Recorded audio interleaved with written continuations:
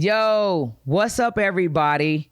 Y'all already know what this is. It's the One Successful Failure podcast. And of course, you're rocking with your girl Trip. And you have made it to the fourth and final part of the I Married a Cheater series. And it wasn't supposed to be a series. It was just that me telling my story, we turned it into a series because it's something that needed to be taken seriously and broken up into parts. And you have made it to the fourth part of episode 4. And we want to thank you. I want to thank you for resonating with my journey and helping me along with this healing. I want to thank you for hitting the likes, the subscribes, and sharing this out with somebody that may be going through their own healing journey. Hell, you might have shared this with somebody out and found a couple of Stephanies of your own. We never know. I don't encourage looking through people's phone, but sometimes you got to do what you got to do. It is what it is. Let me know in these goddamn comments if you've ever married a cheater. Thank you again. This is episode 4. This is the last part of the 4-parter. We want to see you in them goddamn comments and tell us what you liked. Tell us what you thought. Tell us if you've ever married a cheater, because now y'all know that I have. This is the One Successful Failure podcast, and this is your girl Trip, man. Be in them comments, because I will be too. We out of this thing. And this whole time, his mom knew that my wife was still fucking her son. That's who was here in my Airbnb 7 days fucking my wife before my 1-year anniversary while I was in Vegas, getting money to buy my wife a car, to buy our family a franchise, and to put some extra money away so that she and I could buy a house. So she's cleaning me off her Facebook. She's cleaning everything out. She starts to stop wearing her rings. And I start telling my friends, I don't know what's going on, but I guess I need to leave my wife. I don't want to. I'm crying every day because I don't want to leave my wife, but obviously my wife don't want to be here anymore. And she is not having any problems telling me in the house.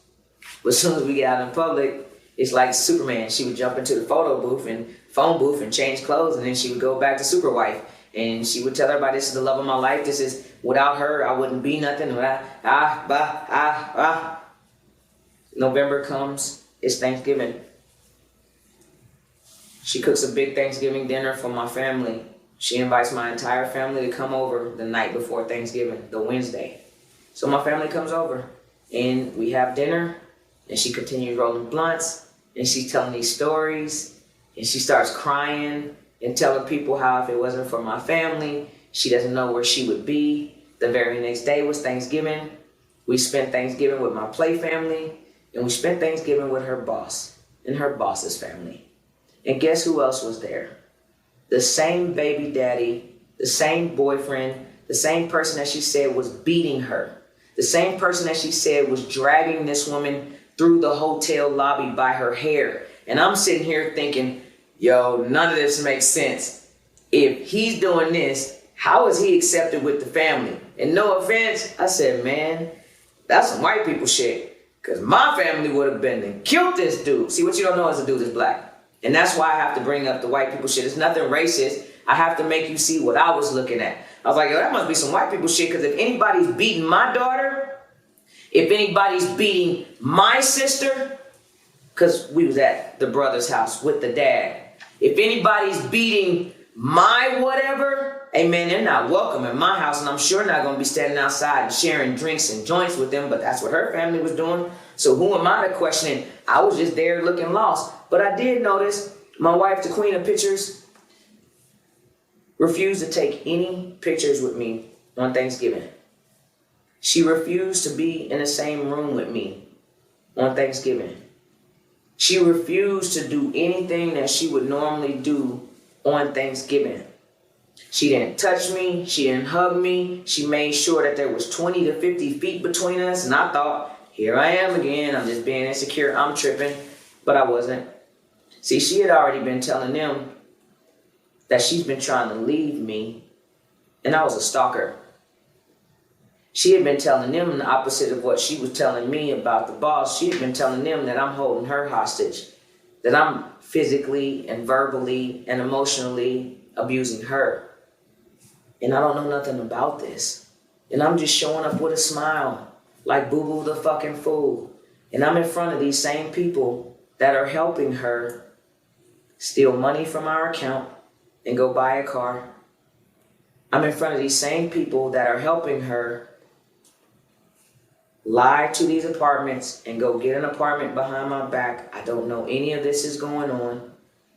I'm sitting here with these same people who knew the very next day my wife was going to be gone, and I didn't know it.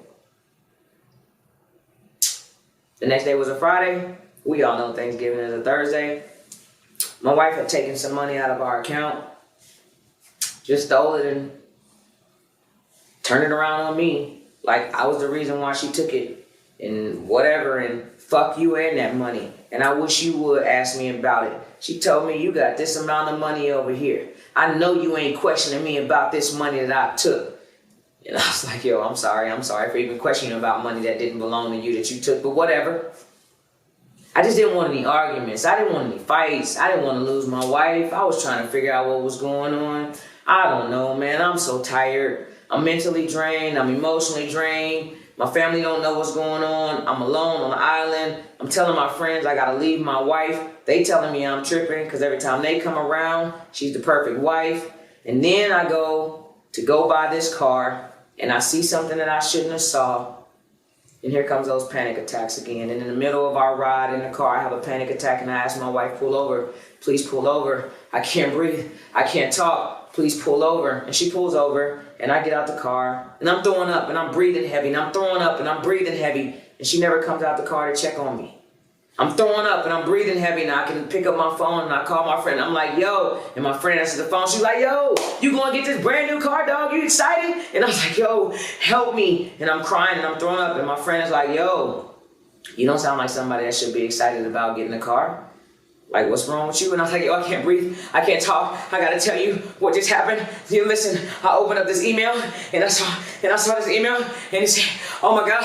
And my wife had told these people, oh my God, we're separated. And she was like, what? Yeah, my wife filled out this paperwork and it says we're separated. And she's telling everybody but me. And I don't know what's going on. She's like, yo, chill, breathe, close your eyes, just breathe. You got this, just breathe. And for 15 minutes, I sat on the side of the road with $9,000 pocket, cash hanging out my pocket, heavy breathing, throwing up. And my friend is helping me through it on the phone. And my wife never got out the car to come check on me. And finally, she saw me on the phone and she came up, walking up to me, tried to grab me. Was like, baby, who you talking to? And I was like, yo, don't touch me. Yo, I don't know you. Don't touch me. And she was like, all right. Well, I just want to tell your stupid ass that you standing out here in the middle of the neighborhood with $9,000 in your pocket. You should at least put your shirt down while you're out here looking dumb.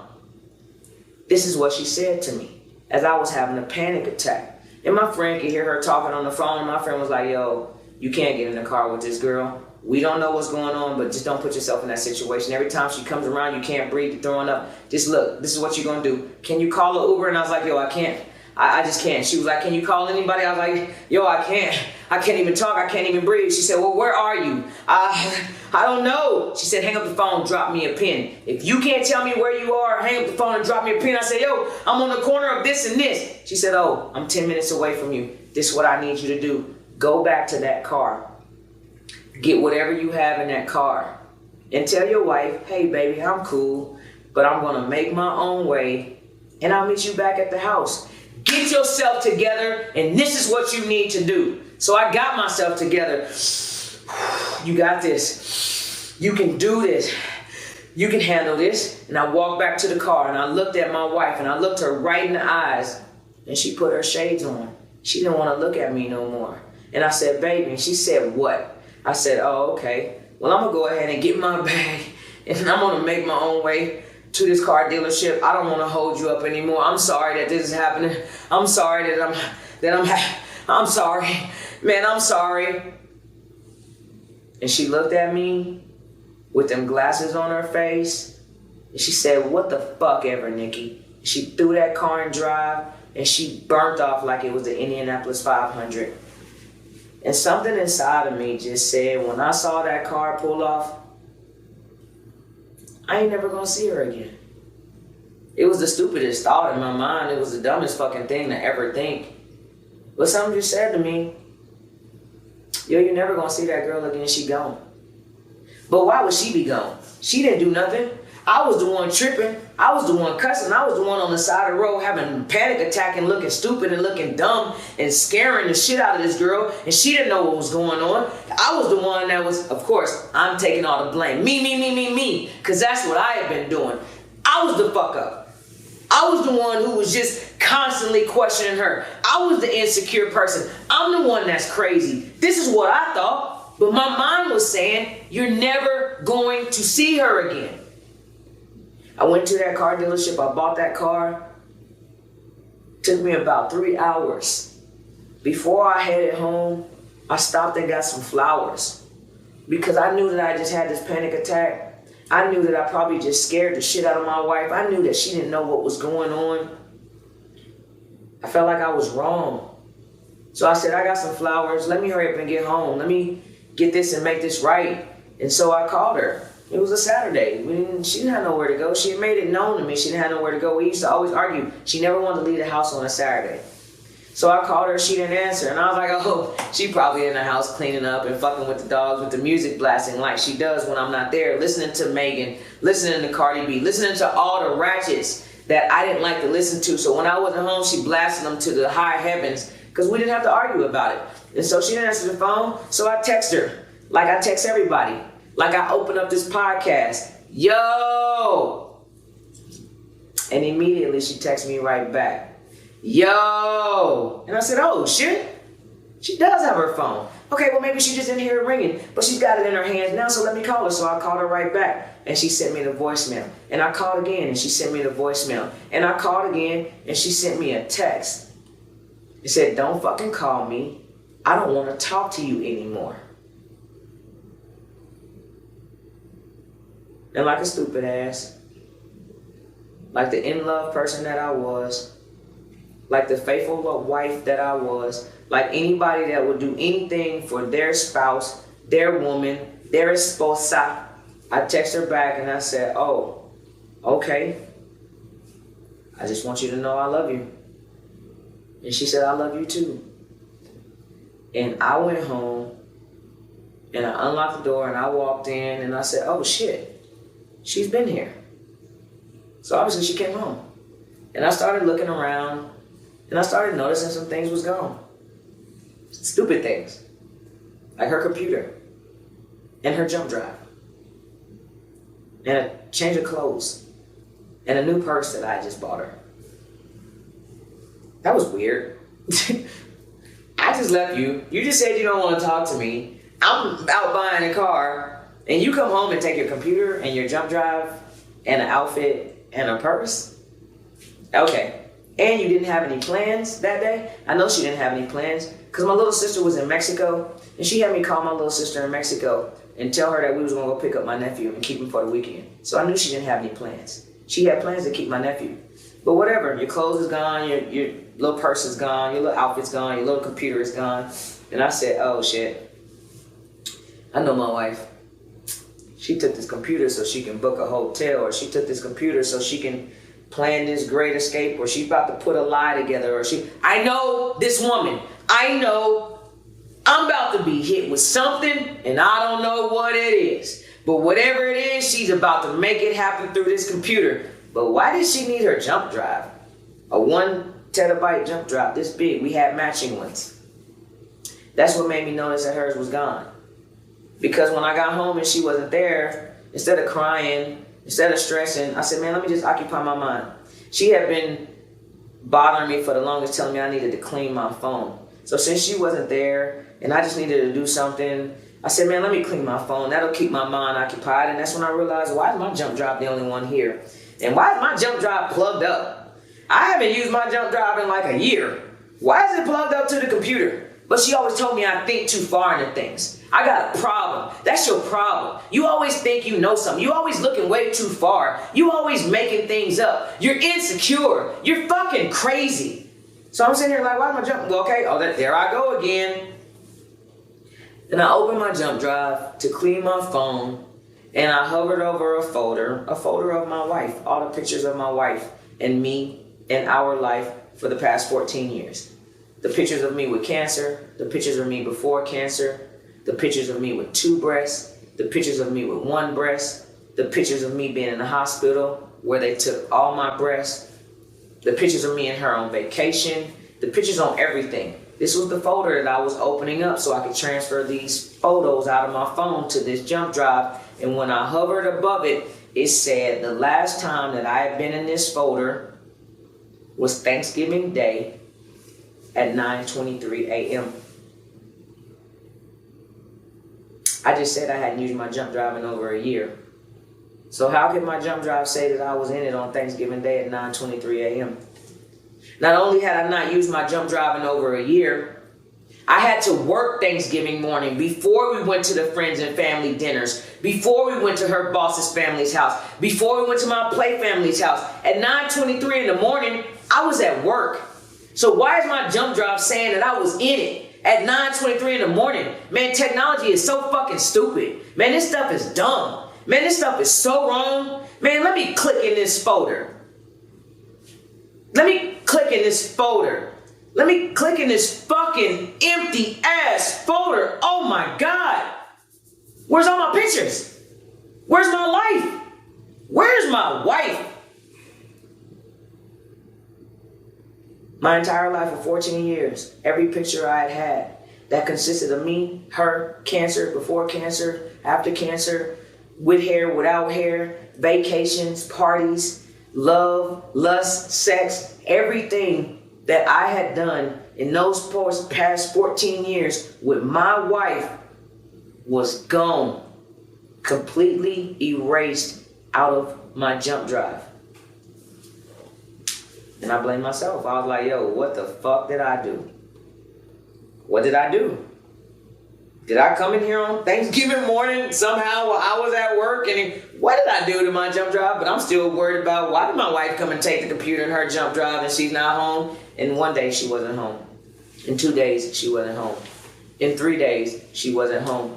I am freaking the fuck out because this isn't like us. We don't spend days not home unless I'm in Vegas for 7 weeks. We don't spend days not communicating. We don't not come home. And she didn't have any clothes. She didn't have anything. All she had was her computer. So where is she at? What is she doing? Oh my God, I hope she's okay. Did something happen? So I'm communicating with her boss, who is also her best friend. And her boss is like, yo, you haven't seen her? No, I haven't seen her either. Oh my God, she's gone. Oh my God, I can't believe. Where is she? Yo, keep me in touch. Yo, let me know what's going on. Oh my God. Oh, please, I'll help you find her. I'll do anything. This is what her boss is telling me. The same boss that was getting drugged through the lobby by this man. The same boss that was telling me your wife loves you more than anything in the world. The same boss that lied and said, oh yeah, it was me using your Airbnb because my baby daddy was beating me because of this. That same fucking boss for 3 days, for 4 days, for 5 days was like, yo, you haven't heard from your wife? She hasn't been showing up? Oh, well, I'm lying. She has been showing up at work, but I haven't gotten a chance to see her. We've been missing each other in passing. She won't let me see her. And I was like, yes, she won't let you see her because she doesn't want you to know what's going on. Her wife is like, oh my God, I haven't talked to her. Are you okay? This same boss that's on my side, it had been a week.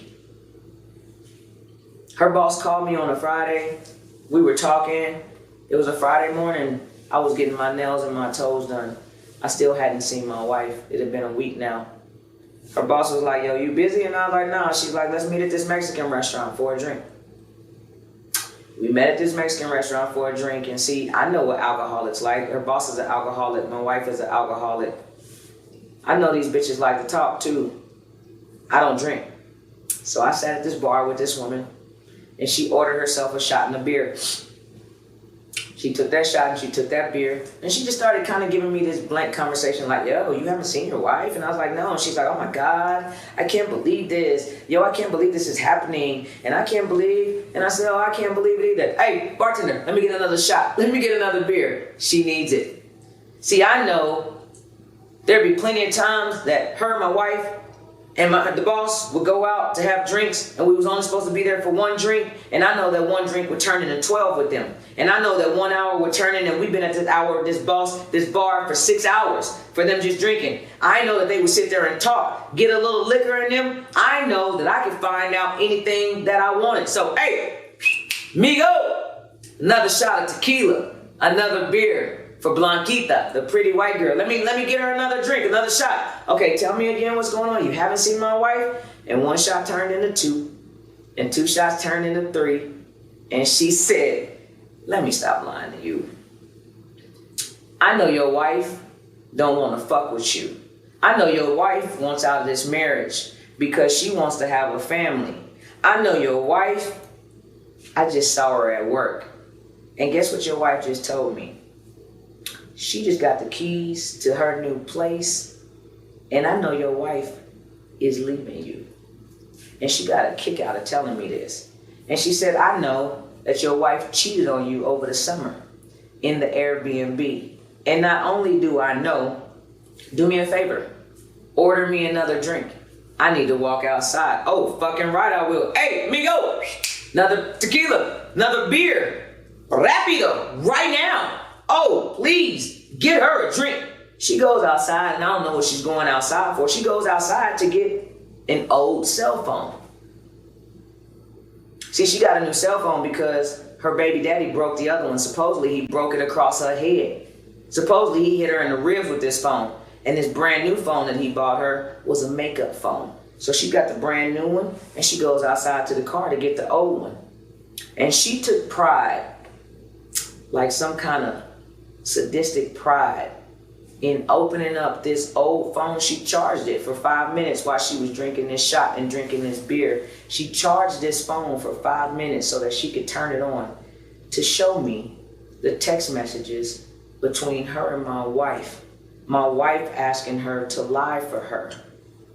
Hey, she found out. She knows about the Airbnb, and I told her it was you. And the boss said, don't ever get me in your lies. Don't have me compromise my morals for you. I love both of y'all. I'll never do that. And my wife texted her right back. Too late. I already told her.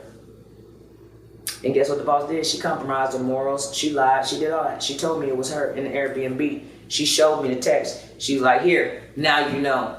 I'm sorry I lied to you. You happy now? This is what the motherfucker said to me in my face. After she told me my wife was leaving me for some man, she already got the keys to an apartment, and this is what she wanted to do. And we had just spent the whole Thanksgiving 2 days prior or 7 days prior with her and her family, and she got some kind of sick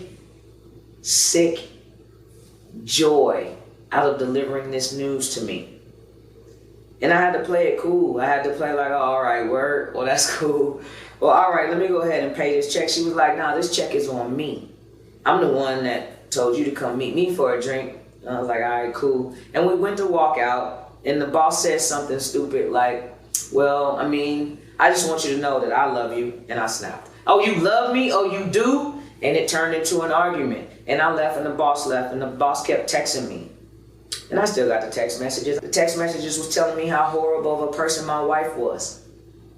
And if I was smart, I would get far the fuck away from her. She's been cheating on me for this long. She's been telling everybody that I'm a stalker. She's been painting this narrative that I'm just some out of control, jealous fucking person that won't leave her alone. And this is why I come to her job every day, because I won't even let her be alone in her own job. This is what her boss is telling me that she's telling her. And I'm fucking floored, because I don't know nothing about this. Like, what are we talking about? Like, I come to her job because she makes me. I work out and do these stupid ass workouts that she teaches because she tells me she needs me there. She needs me there to help her with her routine. She needs me there to help her with her confidence. She needs me there because she can't do it without me.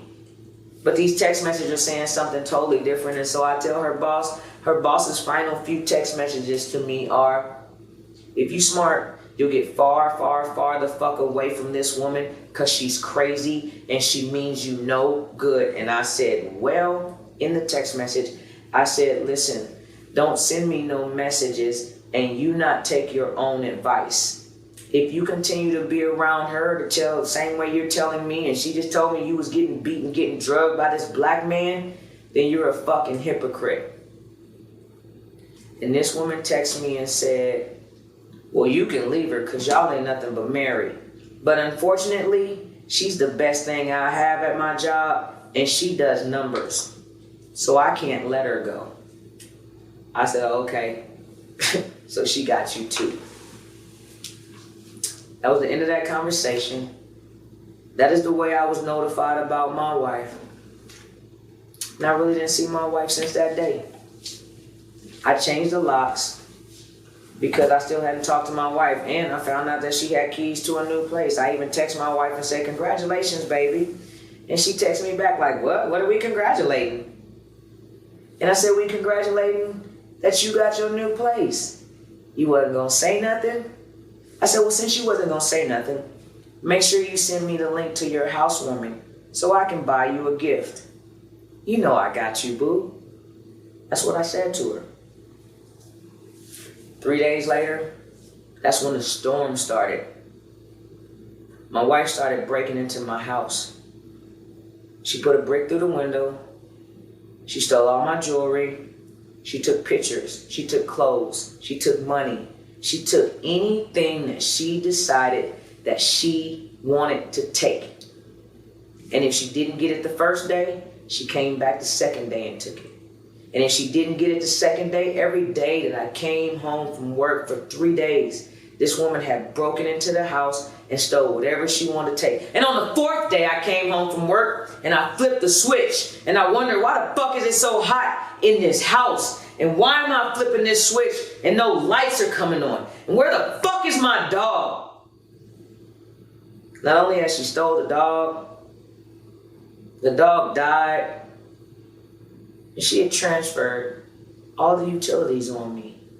I came home to no lights, couldn't communicate with the water company, nobody would talk to me. She had called them and told them that she was breaking away from some type of relationship. She transferred all her mail to a P.O. box so I wouldn't know where to come and find her, and she was gone. And so was my heart, my pride, my money, my wife, my dog, my pictures, my photos, my life, 14 years, all in a matter of 3 to 5 days. I was alone in the house. I was depressed. I was just laying there.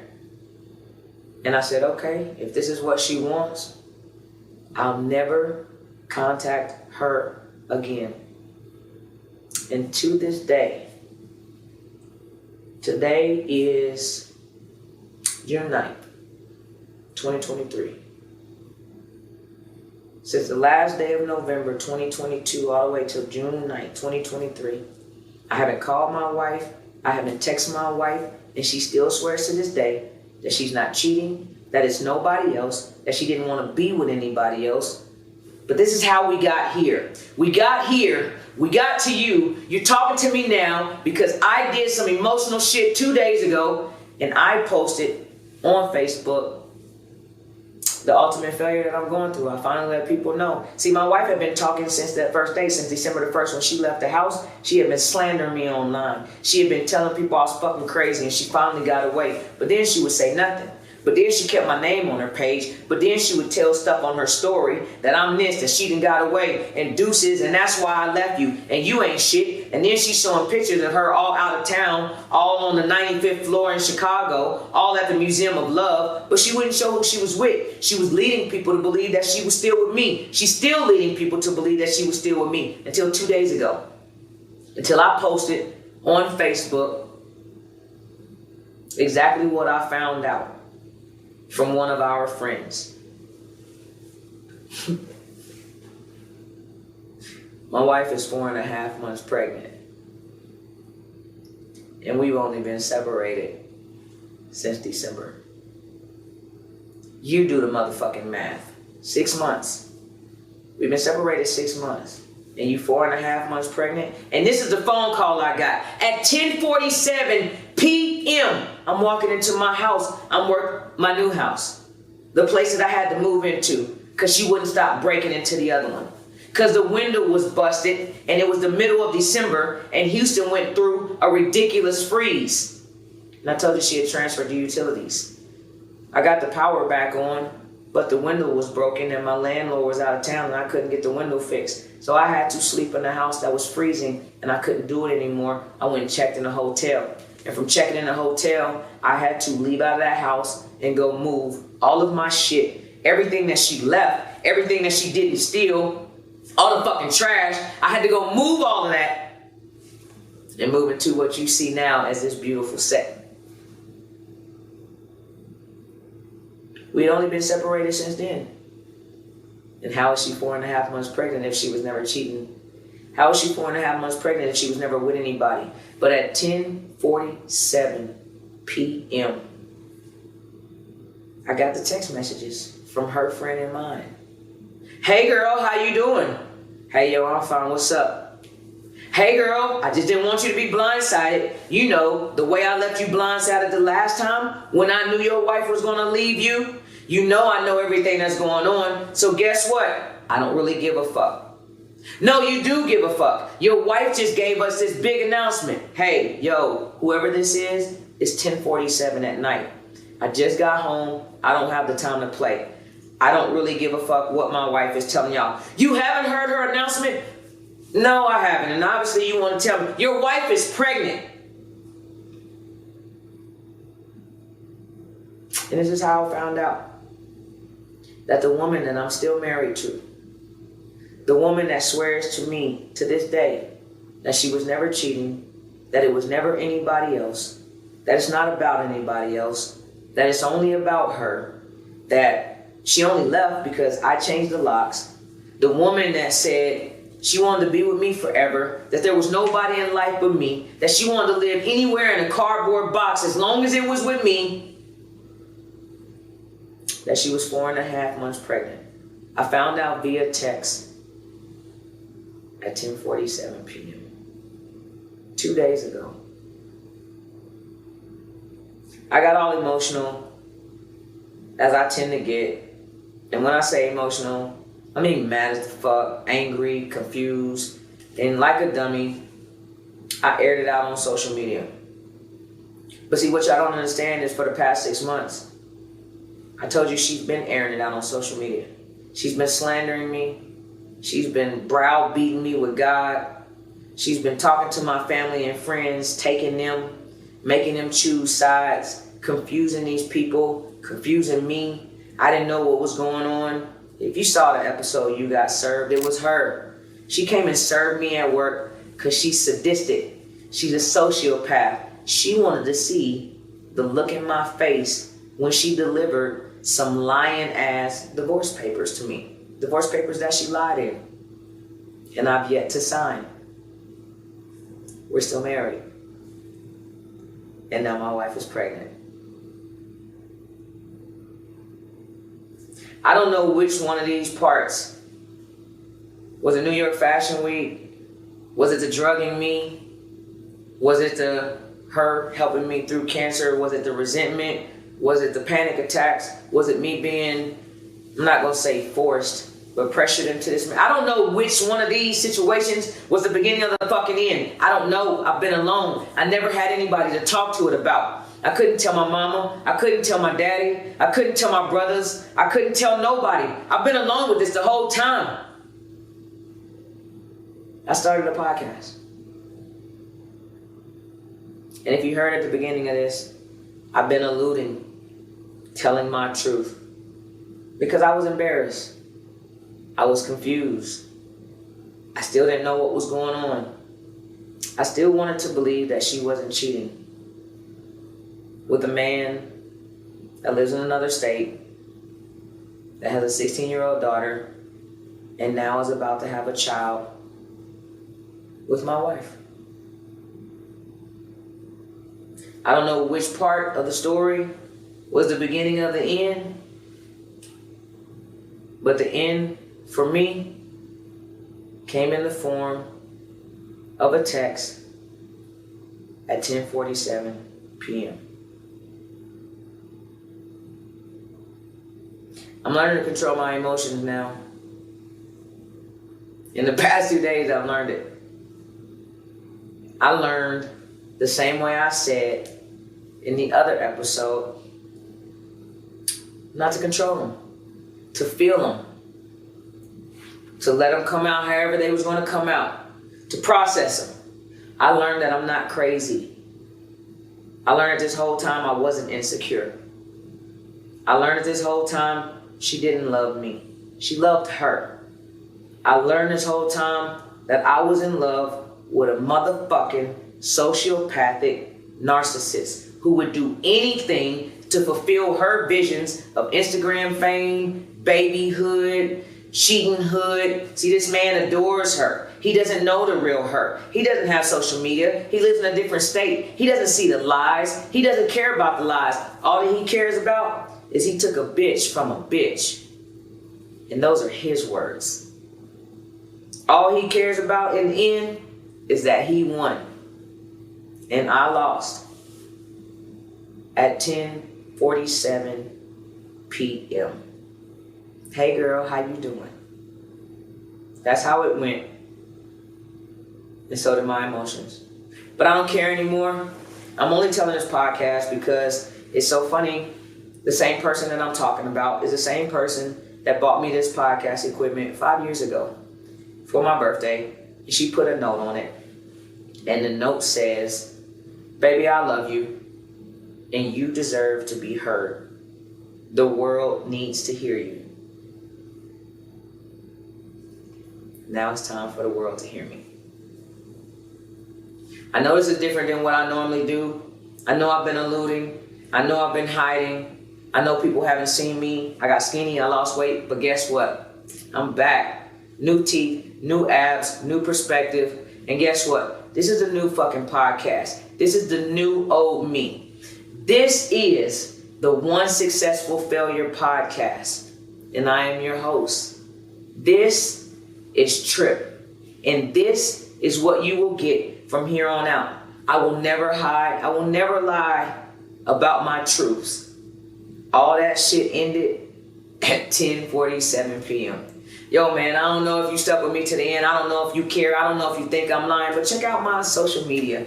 Go on my Facebook page, ThatDamn Trip. You'll see the post. I congratulated my wife and her boyfriend, and they cheating asses for being pregnant. Hey, man, I put it on my Instagram story. I'm probably going to put it on again, and I'm smiling because I've finally been vindicated. I finally know that I'm not tripping. I finally know that, yeah, I'm a fucking failure. It didn't make it. This wedding didn't make it. This life didn't make it. This relationship didn't make it, but I will. I was built for this. I've been betrayed. I've been done way worse by better people, and we'll talk about it. This is the One Successful Failure podcast, and this is the one fucking failure that I've been hiding, and I won't hide anymore. Hey, man, I want to see you in them goddamn comments. If you think I'm lying, say it.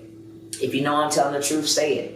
If you're her friend and you just want to say whatever you want to say it. I want to see you in the goddamn comments. Shout out to my replayers, man. This is, again, the One Successful Failure, and you're looking at one fucking successful failure. I'm out, man, and I'm still married. I guess I'm about to have a bonus baby, man. I don't know. I'm going to keep y'all posted on how that's going to work. So if you see me rocking a little half-breed kid, know where it came from, man. I love y'all, man. Peace. Thank you for staying in this long. I poured my heart out, man. Let me hear what you think about it.